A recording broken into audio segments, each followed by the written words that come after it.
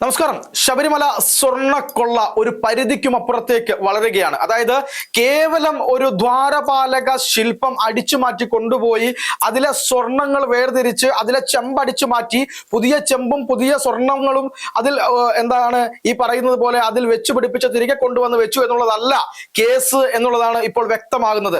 അങ്ങനെയാണ് മാധ്യമങ്ങളൊക്കെ പറഞ്ഞിരുന്നതെങ്കിൽ പോലും ഇപ്പോൾ നമ്മൾ കേട്ടുകൊണ്ടിരിക്കുന്ന പുറത്തു വന്നുകൊണ്ടിരിക്കുന്ന വാർത്തകളുടെ കൃത്യമായ ഒരു കാര്യങ്ങൾ നമ്മൾ വിശകലനം ചെയ്യുകയാണെങ്കിൽ ഇത് അന്താരാഷ്ട്ര കള്ളക്കടത്താണ്.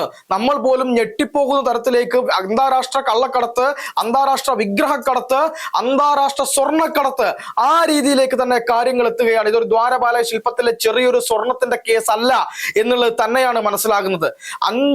ഏകദേശം 5 പഞ്ചലോഹ വിഗ്രഹങ്ങൾ കൃത്യമായി ശബരിമലയിൽ നിന്ന് കടത്തി എന്നാണ് ഇപ്പൊ പുറത്തു വരുന്ന വിവരങ്ങൾ എന്ന് പറയുന്നത്. ഇതുമായി ബന്ധപ്പെട്ട് ഡി മണി എന്ന് പറയുന്ന ഒരു വ്യക്തിക്കെതിരെ കൃത്യമായ വിവരങ്ങൾ SITക്ക് ലഭിച്ചിട്ടുണ്ട്. കഴിഞ്ഞ ദിവസം SITയുമായി ബന്ധപ്പെട്ട SITയുടെ മെല്ലപ്പോക്കിനെ അല്ലെങ്കിൽ ഇലക്ഷനോടനുബന്ധിച്ച് ചില നേതാക്കന്മാരെ ഒന്നും SIT ചോദ്യം ചെയ്തിരുന്നില്ല, ഇതിലെ പ്രധാനപ്പെട്ട ഉദ്യോഗസ്ഥരെ ചോദ്യം ചെയ്തിരുന്നില്ല. ഒരു മെല്ലപ്പോക്ക് നയം SITക്ക് ഉണ്ടായിരുന്നു. അങ്ങനെ ആ മെല്ലപ്പോക്ക് നയത്തിനെതിരെ കൃത്യമായി ഹൈക്കോടതി പ്രതികരിച്ചു. ഹൈക്കോടതി SITയെ എടുത്തിട്ട് കുടയുന്ന കാഴ്ച നമ്മൾ കണ്ടിട്ടുണ്ട്. കൃത്യമായി ഹൈക്കോടതി പറഞ്ഞു, ഇങ്ങനെ പോവുകയാണെങ്കിൽ ശരിയാവില്ല. SIT ഇവിടെ രാഷ്ട്രീയം കളിക്കുന്നത് പോലെ കളിക്കരുത്. ആരുടെയൊക്കെ പിൻബലത്തിലാണ് SIT ഇങ്ങനെ കളിക്കുന്നത് എന്ന് കൃത്യമായി ഹൈക്കോടതി ചോദിക്കുന്ന ഒരു ഘട്ടം അവിടെ ഉണ്ടായി. അതിനുശേഷമാണ് പ്രതിപക്ഷ നേതാവ് VD സതീശൻ പറഞ്ഞത്, ഇവിടെയുള്ള പ്രധാനപ്പെട്ട, അതായത് മുഖ്യമന്ത്രിയുടെ ഓഫീസിലെ 2 പ്രധാനപ്പെട്ട ADGPമാർ ഈ കേസിനെ അട്ടിമറിക്കാൻ വേണ്ടി ശ്രമിക്കുന്നു. ഈ കേസിൽ കൃത്യമായി ഉന്നതരിലേക്ക് അന്വേഷണം എത്താതിരിക്കാൻ വേണ്ടി ചില ആളുകളുടെ മേൽ, അതായത് അന്വേഷണ സംഘത്തിലെ ചില പ്രധാനപ്പെട്ട ആളുകളുടെ മേൽ സമ്മർദ്ദം ചെലുത്തുകയാണ്. ഈ പേരുകൾ പറയാതിരിക്കണമെങ്കിൽ ഇവർ ഈ പരിപാടിയിൽ നിന്ന് അല്ലെങ്കിൽ ഈ പ്രക്രിയയിൽ നിന്ന് പിന്മാറണമെന്ന് VD സതീശൻ പറഞ്ഞതിന് തൊട്ടു പിന്നാലെ തന്നെ കേരള ഹൈക്കോടതിയിലേക്ക് CBI അന്വേഷണം ആവശ്യപ്പെട്ടുള്ള ഹർജിയിൽ കക്ഷി ചേരാൻ വേണ്ടി ഒരു വ്യക്തിയുടെ ഹർജി എത്തുകയും ആ ഹർജിയിൽ പറയുന്നത് വളരെ ഞെട്ടിപ്പിക്കുന്ന കാര്യമായിരുന്നു. അതായത് ADGP ശ്രീജിത്തും ADGP P വിജയനും ചേർന്നുകൊണ്ടാണ് ഈ കാര്യങ്ങൾക്ക് ചുക്കാൻ പിടിക്കുന്നത്, ഈ അന്വേഷണ സംഘത്തെ ഈ തരത്തിൽ വിരട്ടി നിർത്തുന്നത്. അത് മുഖ്യമന്ത്രിയുടെ ഓഫീസിലെ ഉന്നതന്മാരുടെ ഇടപെടൽ മൂലമാണ്. ഇവർക്ക് ഈ കാര്യത്തിൽ കൃത്യമായ പങ്കാളിത്തമുണ്ട്. ദർശന മാഫിയയുടെ തലവനാണ് ഈ പറയുന്ന ശ്രീജിത്ത് എന്ന് തുടങ്ങിയിട്ടുള്ള ഗുരുതരമായ ആരോപണങ്ങളാണ് ഹൈക്കോടതിയിൽ ഉന്നയിച്ചിരിക്കുന്നത്. ആ ഹർജിയിൽ, അതായത് CBI അന്വേഷണം ആവശ്യപ്പെട്ടുള്ള ഹർജിയിൽ കൃത്യമായിട്ടുള്ള കാര്യങ്ങൾ പറഞ്ഞുകൊണ്ട് ഈ 2 ഉന്നത ഉദ്യോഗസ്ഥന്മാർക്കെതിരെയാണ് ഇത്തരത്തിൽ കാര്യങ്ങൾ വരുന്നത്. നോക്കണം, ശബരിമലയിലെ പല കാര്യങ്ങളും നിയന്ത്രിക്കുന്നതും ശബരിമലയിലെ ക്രമസമാധാന പരിപാലനം ഉൾപ്പെടെയുള്ള കാര്യങ്ങളിൽ വ്യക്തമായ സ്ഥാനമുള്ള അല്ലെങ്കിൽ അതിന് നേതൃത്വം കൊടുക്കുന്ന ആളാണ് ശ്രീജിത്ത് എന്ന് പറയുന്നത്. അതിലെ സത്യാവസ്ഥകൾ കോടതി കണ്ടെത്തട്ടെ അല്ലെങ്കിൽ അന്വേഷണ സംഘം കണ്ടെത്തട്ടെ. എന്തായാലും പുറത്തു വരുന്ന വാർത്തകൾ അത്ര തന്നെ നല്ലതല്ല എന്നുള്ളതാണ് മനസ്സിലാവുന്നത്. ശബരിമലയിലെയും അതുപോലെ തന്നെ ദേവസ്വം ബോർഡുകളിലും നടക്കുന്ന കൊള്ള, ഇത് ഒരു കൊടും കൊള്ളയാണ് എന്ന് തന്നെ പറയേണ്ടി വരും. ഹൈന്ദവ സമൂഹത്തിന്റെ ഭക്തിയുടെ അല്ലെങ്കിൽ അവർ അത്രയേറെ നെഞ്ചോട് ചേർത്ത് പിടിച്ച് കൊണ്ടു നടക്കുന്ന അവരുടെ ഭഗവാന്റെ സ്വത്തും അവരുടെ ഭഗവാനെ തന്നെയും എടുത്ത് വിൽക്കുന്ന തരത്തിലേക്ക് ക്രൂരമായ രീതിയിലേക്ക് മാറിയിരിക്കുന്നു ഇവിടത്തെ CPM നേതൃത്വം കൊടുക്കുന്ന ഈ പറയുന്ന ദേവസ്വം ബോർഡും ദേവസ്വം ബോർഡിലെ അംഗങ്ങളും എന്ന രീതിയിലേക്ക് കാര്യങ്ങൾ എത്തുകയാണ്. ഇപ്പോ ശങ്കർദാസ്, CPMന്റെ പ്രമുഖ നേതാവാണ് ശങ്കർദാസ് എന്ന് പറയുന്നത്. കോട്ടയം മുൻ SP യുടെ അച്ഛനാണ് ശങ്കർദാസ്. അങ്ങനെ ആ ശങ്കർദാസ് ഉൾപ്പെടെയുള്ള ആളുകളെ എന്തുകൊണ്ട് അറസ്റ്റ് ചെയ്യുന്നില്ല എന്നുള്ള ചോദ്യം ഉണ്ടായിരുന്നു. ഇവരിലേക്കൊക്കെ എത്താതെ SIT ഈ കാര്യത്തിൽ മെല്ലപ്പോക്ക് നയം, മുട്ടാപ്പോക്ക് ന്യായങ്ങൾ പറഞ്ഞ് ഒരു മെല്ലപ്പോക്ക് കാണിച്ചുകൊണ്ടിരിക്കുന്ന സമയത്താണ് ഹൈക്കോടതി വടിയെടുക്കുന്നത്. ഉടനെ തന്നെ ഈ പറയുന്ന ശങ്കർദാസ് ഉൾപ്പെടെയുള്ള ആളുകൾ മുൻകൂർ ജാമ്യ ഹർജിയുമായി കോടതിയെ സമീപിച്ചിട്ടുണ്ട്. അവർക്കറിയാം അവർ പെടുമെന്നുള്ള കാര്യം അവർക്ക് കൃത്യമായി അറിയാവുന്നത് കൊണ്ട് തന്നെ മുൻകൂർ ജാമ്യ ഹർജിയുമായിട്ട് പോയിട്ടുണ്ട്. പക്ഷെ ഇവിടെ ആരാണ് ഡി മണി? ഗോവർദ്ധൻ പറഞ്ഞ കാര്യവുമായി ബന്ധപ്പെട്ട് ഗോവർദ്ധൻ പറയുന്നുണ്ട്, അതായത് ശബരിമലയിലെ സ്വർണമാണ് ഇത് എന്ന് എനിക്ക് അറിയില്ലായിരുന്നു എന്നാണ് ഗോവർദ്ധൻ പറഞ്ഞത്. ഈ ദുബായിലെ വ്യവസായി രമേശ് ചെന്നിത്തലയെ കാണുകയും രമേശ് ചെന്നിത്തലയോട് കൃത്യമായി കാര്യങ്ങൾ പറയുകയും ഇങ്ങനെയാണ് ഇതിൽ സംഭവിച്ചത്, ഇത് ശബരിമലയിലെ സ്വർണം ആണ് എന്ന നിലയിലേക്കല്ല തന്റെ അടുത്തേക്ക് എത്തിച്ചത്, ഇത് വേറെ ചില കാര്യങ്ങൾ പറഞ്ഞുകൊണ്ടാണ് തന്റെ അടുത്തേക്ക് എത്തിച്ചത് എന്നൊക്കെ കൃത്യമായി പറയുകയും അത് രമേശ് ചെന്നിത്തല SIT മുൻപാകെ പറയുകയും കൃത്യമായി മൊഴി രേഖപ്പെടുത്തുകയും ചെയ്തതോടുകൂടി കൂടുതൽ കുരുക്കുകളിലേക്ക് CPM-ഉം അതുപോലെ തന്നെ ഈ പറയുന്ന ദേവസ്വം ബോർഡും പോയിക്കൊണ്ടിരിക്കുന്നു എന്നുള്ളതാണ്. കടൽ കടന്നിട്ടുള്ള വലിയ തരത്തിലുള്ള അന്താരാഷ്ട്ര ഗൂഢാലോചന ഇതിന്റെ പിന്നിൽ ഉണ്ടായിട്ടുണ്ട്. ആരാണ് ഡി മണി എന്ന് പറയുന്നത്? ദാവൂദ് മണി എന്ന് വിളിക്കുന്ന, ദാവൂദ് മണി എന്ന ചെല്ലപ്പേരിൽ വിളിക്കുന്ന, എന്നാൽ യഥാർത്ഥ നാമം മറ്റൊന്നായിട്ടുള്ള ഒരു വ്യക്തിയാണ് ഇതിനെല്ലാം തന്നെ കൂട്ടുനിന്നത്. അയാൾ തിരുവനന്തപുരത്തെത്തി. ചെന്നൈ കേന്ദ്രീകരിച്ചും മുംബൈ കേന്ദ്രീകരിച്ചും ഇയാൾ പ്രവർത്തിച്ചിരുന്നു. ഇയാൾ നേരെ തിരുവനന്തപുരത്തെത്തി. തിരുവനന്തപുരത്ത് വെച്ച് ചില ആളുകളുമായി കൂടിയാലോചനകൾ നടത്തി. അങ്ങനെ കൂടിയാലോചനകൾ നടത്തി ഒരു വലിയ തുക കൈമാറി. ആ തുക ഒരു ഉന്നത രാഷ്ട്രീയ നേതാവാണ് വാങ്ങിയത് എന്ന് പറയുന്നുണ്ട്.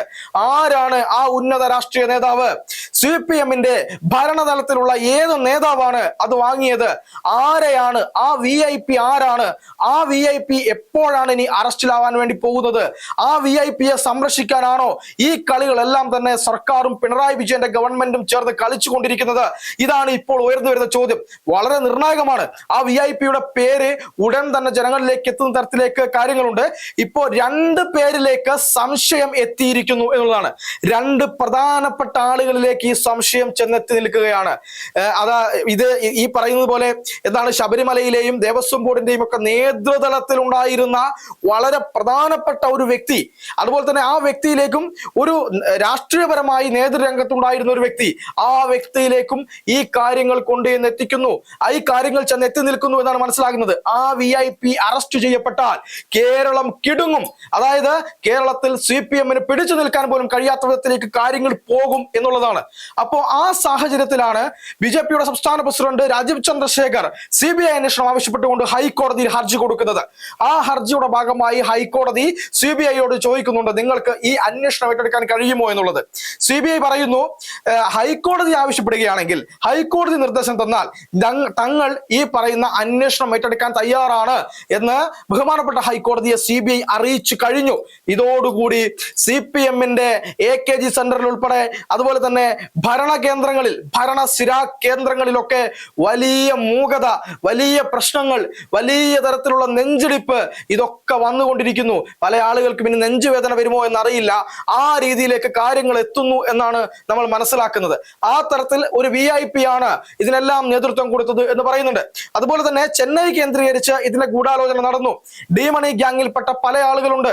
ഇതിൽ കിരൺ റാവു എന്ന് പറയുന്ന ഒരു ലേഡി, അതായത് ആ ലേഡിയെ പറ്റി പറയുന്നത് അതീവ സുന്ദരിയായിട്ടുള്ള ഒരു ലേഡി, വളരെ കൃത്യമായി പല നിശാ പാർട്ടികളിലും പല വലിയ വലിയ ഫേമസ് ആയിട്ടുള്ള അല്ലെങ്കിൽ സെലിബ്രിറ്റികളായിട്ടുള്ള അല്ലെങ്കിൽ രാഷ്ട്രീയ ശക്തി കേന്ദ്രങ്ങളായിട്ടുള്ള ആളുകളുടെ പാർട്ടികളിൽ ഉൾപ്പെടെ എത്തി അവിടെയുള്ള ആളുകളുമായിട്ട് വലിയ ബന്ധം സ്ഥാപിച്ച് ഒരു ഇടനിലക്കാരിയായി പ്രവർത്തിച്ച് വലിയ നിലയിൽ ഈ പറയുന്ന പുരാവസ്തു വിഗ്രഹ കള്ളക്കടത്ത് സംഘത്തിലെ മെയിൻ ആളാണ് ഈ പറയുന്ന കിരൺ റാവു എന്നാണ് പുറത്തു വരുന്ന വാർത്തകൾ. ഇപ്പൊ തമിഴ്നാട് പോയസ് ഗാർഡൻ, നമുക്കറിയാം തമിഴ്നാട് പോയസ് ഗാർഡനുമായി ബന്ധപ്പെട്ട് ഈ ശശികലയൊക്കെ മുഖ്യമന്ത്രിയായിരുന്നപ്പോൾ തമിഴ്നാട് പോയസ് ഗാർഡനിലായിരുന്നു താമസിച്ചത്. വലിയൊരു VIP ഏരിയ ആണത്.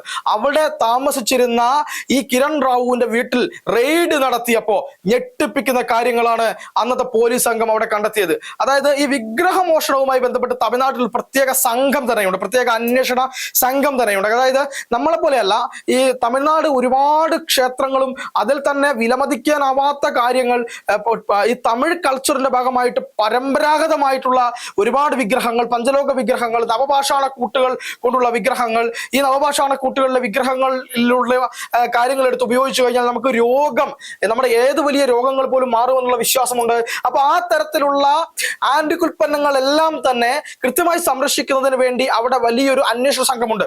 അപ്പൊ ആ അന്വേഷണ സംഘം ഒരു റെയ്ഡ് നടത്തിയപ്പോൾ പോയസ് ഗാർഡനിലെ വീട്ടിൽ വെച്ച് അവർ കണ്ടെത്തിയത് 200-ലധികം വിഗ്രഹങ്ങളായിരുന്നു. ആ വിഗ്രഹത്തിന്റെ ഒക്കെ ഭാഗമായി നിന്നിരുന്ന ഒരാളാണ് ഈ പറയുന്ന കിരൺ റാവു എന്ന് പറയുന്നത്. ഈ കിരൺ റാവുവും ഈ ഡി മണിയും തമ്മിൽ എന്താണ് ബന്ധം? ഇവരും തിരുവനന്തപുരത്തെ ഈ രാഷ്ട്രീയ നേതാവും തമ്മിൽ എന്താണ് ബന്ധം? ഈ രാഷ്ട്രീയ നേതാവും കേരളത്തിലെ ഈ പറയുന്ന എന്താണ് നമ്മൾ പറയുന്നത് പോലെ ഈ ദേവസ്വം ബോർഡ്, ഈ ദേവസ്വം ബോർഡിലെ ഉദ്യോഗസ്ഥർ, ഈ ദേവസ്വം ബോർഡിലെ CPM-ന്റെ നോമിനികൾ, ഇടതുപക്ഷത്തിന്റെ അംഗങ്ങൾ, ശങ്കർദാസ് ഉൾപ്പെടെ, പത്മകുമാർ ഉൾപ്പെടെ, N വാസു ഉൾപ്പെടെ, അതുപോലെ തന്നെ മുരാരി ബാബു ഉൾപ്പെടെ, ഈ ജയശ്രീ എന്ന് പറയുന്ന ഇപ്പോ മുൻകൂർ ജാമ്യാപേക്ഷയുമായി സുപ്രീം കോടതിയിൽ വരെ പോയിട്ടുള്ള ജയശ്രീ, അതുപോലുള്ള ആളുകൾക്കൊക്കെ എന്താണ് ബന്ധം? ഇതിന്റെ മുകളിൽ നിന്ന് ഇതിന് കൃത്യമായി ഈ കാര്യങ്ങളെല്ലാം അറിഞ്ഞിട്ടും ഒരു തരത്തിലും അതിനെതിരെ പ്രതികരിക്കാതെ ഇത്രയും കാലം ഇത് മുന്നോട്ട് കൊണ്ടുവന്ന ആളുകൾ ഈ മുരാരി ബാബുവിനെ ചേർത്ത് നിർത്തി ഏറ്റുമാനൂർ ക്ഷേത്രത്തിലെ പ്രതിഷ്ഠയിൽ നിന്ന്